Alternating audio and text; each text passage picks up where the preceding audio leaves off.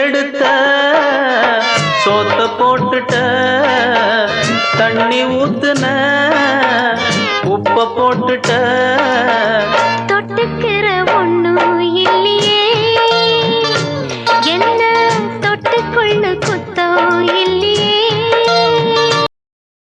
Download ShareChat.